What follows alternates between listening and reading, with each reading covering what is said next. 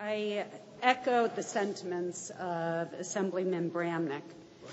New Jersey's logic in the COVID era has become very difficult to follow. It's safe to sit inside a casino for hours while pushing multiple buttons on a Wheel of Fortune slot machine with hundreds of other people.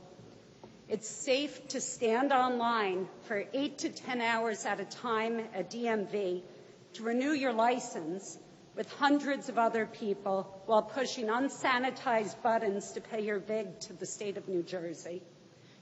But what we have deemed not safe is exercising your constitutional right to vote in person by stepping into a voting machine for less than 1 minute while pushing a couple of buttons.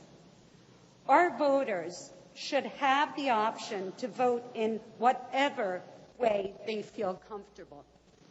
By rushing this process in a state that is known for corruption and a whole host of other things, we have created confusion and disenfranchised our voters. 1 in 10 voters in this state had their mail-in ballot rejected during the May election. 1 in 5 voters in Paterson, New Jersey, had their ballots rejected. Voters do not have confidence in this state or the U.S. Postal Service right now to ensure that their votes count. Voting on a machine with social distancing and cleaning procedures in place will alleviate these issues. Voters, Dr. Fauci, the Brennan Institute, the NAACP, and even Michele Obama the other night have said in-person voting should and can be accommodated during the pandemic. If the post office can't be trusted, why are we creating and exacerbating a problem that Congress will not be able to fix before the election? The changes in voting just in our most recent primary left our clerks with a mess on their hands.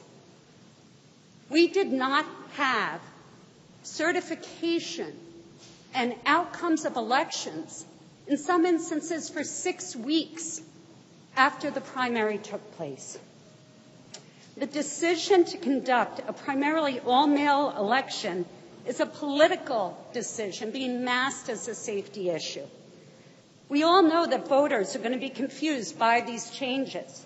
We know they're going to show up to their normal polling locations and have no idea what provisional voting is. We saw how confused they were by the changes to the automatic mail ballot laws. Making this change with such little time to educate voters is going to cause problems that is going to impact every single place in this state.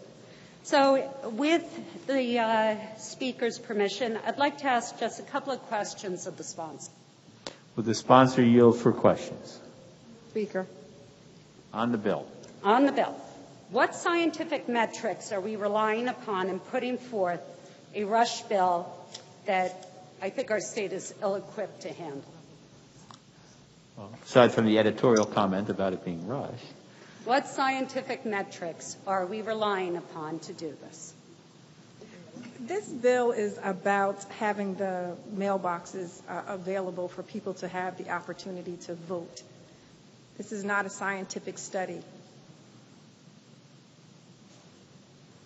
Under this bill, will somebody who wants to be able to vote in person at a machine pursuant to the New Jersey Voters' Bill of Rights have that ability to do so?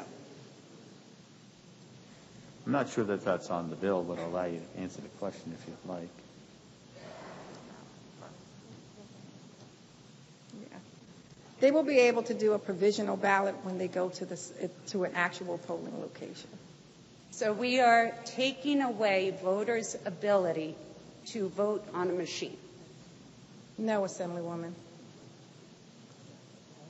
So now I'm confused.